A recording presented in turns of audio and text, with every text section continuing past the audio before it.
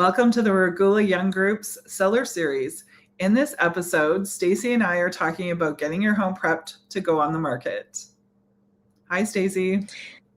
Hi, how are you? Good. How are you? I'm good. I'm excited to go over this. Yeah. Yes. Awesome. If a seller could only focus on a few things to prepare their home, what would matter the most this year? Well, if they're thinking about selling their home some point this year, instead of feeling the pressure of doing everything kind of all within that listing frame, they should start now and start with decluttering. I'd say is like the number one thing. And then I have met with sellers who are planning ahead. I've met with them in advance, and we'll do a walkthrough, and I'll tell them what they should focus on in their house in regards to repairs or finishing things. So if there's Right. one window in the house that you didn't finish putting the trim on, put the trim on it. Yeah. If you're thinking about redoing the bathroom floor because you don't like it, just leave the bathroom floor. The buyers will redo it. It's just like the unfinished stuff, right?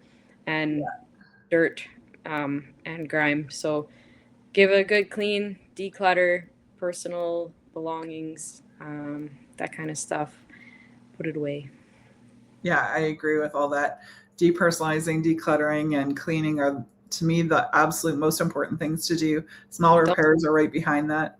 And don't smoke in the house. Yeah, that can adjust your smoke anything in the value. house. Yeah, it can adjust your value by thousands. Any smells, especially smells that people don't think that they can get rid of, are going to adjust your value by thousands. Yeah, if there's litter box areas, it might be in your laundry room and you don't notice it, but that area should be washed and deep cleaned, possibly bring in an ozonator, which we have. We can help take care of that stuff. The cat to the neighbor's house. Just kidding. It's just really important to keep the smells and the cleanliness, because you want people to not focus on your mess and your stuff. You want them to see the house. That's right. Exactly. And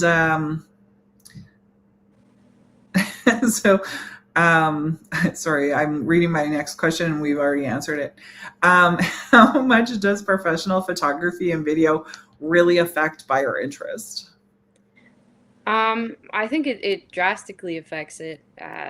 You want the listing to show well. You want to draw people's attention. You want to create interest and have them, want to finish watching that video or going through the photos.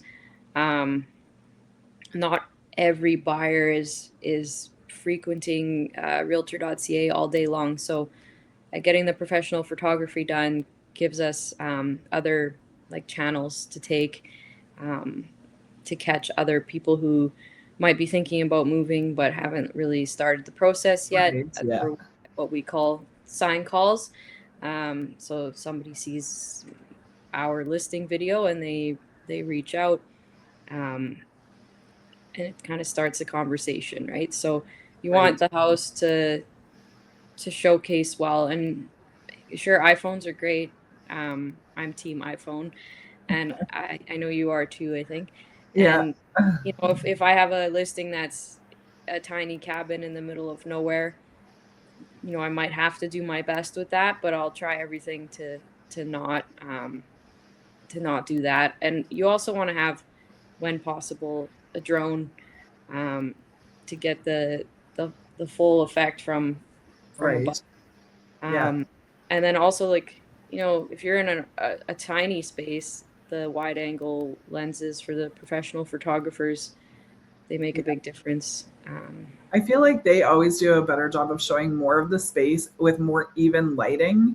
And so it just everything just looks more attractive, right? So we're going to get more interest based on that. And getting people in the door is our jobs as realtors. So, if I can make the house look as best as I can in those pictures so that more people come in, That's what we got to do, right? Yeah. And then once they're in there, they're going to fall in love, right? And In the door. yeah, we just need them to come and see it. Yeah. Yeah. As long as they're pre-approved. Right. Or come to the open house. Yeah. Yeah. We want them to call about it because they saw the photo. Exactly. We want them to ask questions. Yeah. You want if there's a bunch of houses listed in your area, you want yours to look the best. Yeah, exactly. That's what we're going to guide you to do. Yeah.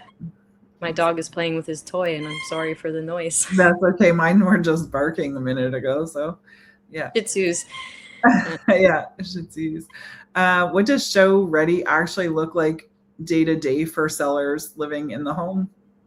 Yeah, like I always tell people that what we do for photos doesn't necessarily have to be what you do for showings.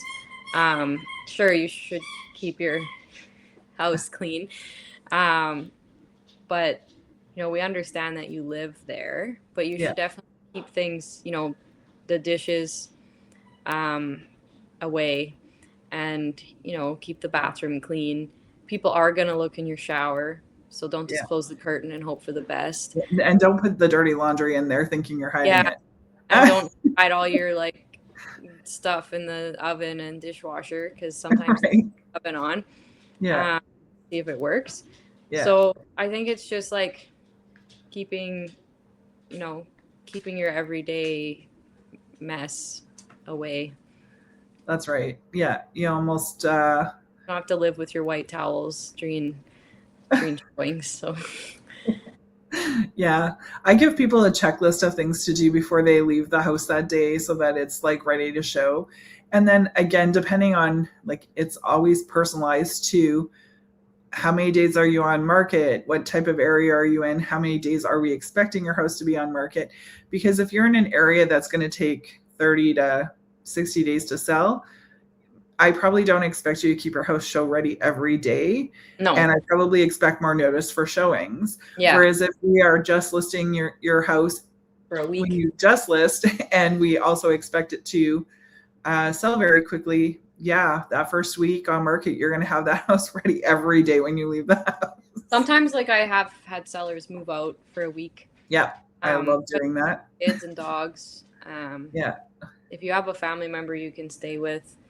Yeah, makes the dog in the kennel for the day. I've doggy daycare kind of situation.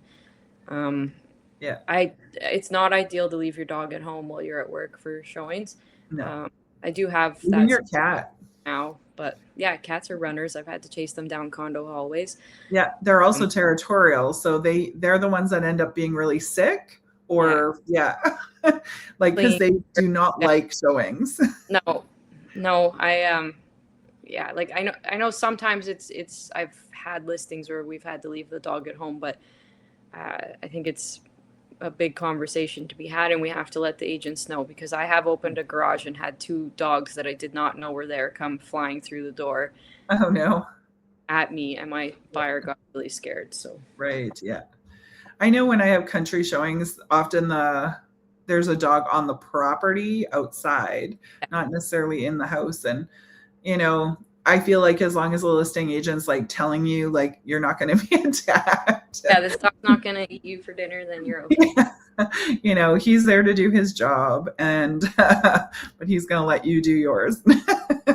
And I've definitely had, so have you, we've both had hobby farm listings together that we've had to, sellers should prepare for the fact that despite us telling buyers not to feed the horses or touch the horses, if there's a way that you can move them to a back pasture, something to think about when you're preparing your house for listing is your animals. So yeah, exactly. What should sellers be doing to protect their valuables and personal items during showings? Well, lock the guns up. Yeah, not just valuables, firearms too. Not everyone is used to having firearms in a home, but they should all be in a safe. They should all be in a safe regardless of showings or not. Yeah, and medication, People are nosy. They're gonna look in your cupboards. I don't like to let people, but like maybe they want to see how big the Yeah. bathroom cabinet is. But some people are also thieves. Like there was literally one that hit the news last year. Someone stole medication at an open house. Well, someone distracted the realtor on the main floor. Someone else went upstairs and stole the medication out of the second floor bathroom. So yeah, putting Put that away kind of stuff. the jewelry away. Yeah. You know, Put grandma's ashes away. Accidents happen. Someone might not want to steal it, but what if they knock her over, right? Like, that doesn't need to be out for showings. yeah. Put her in a cabinet somewhere. And sometimes people's ashes are in like a container that you wouldn't know there's ashes in, and then Absolutely. look at this really nice teapot. Right. Yeah, exactly. Yeah, there's all kinds of different things. So anything important. I have been to showings where I've seen handguns. I've been to showings where I've seen passports sitting out. I've seen money sitting out. I think people leave their phones at home. Yeah. Yeah. I've had to put wallets away.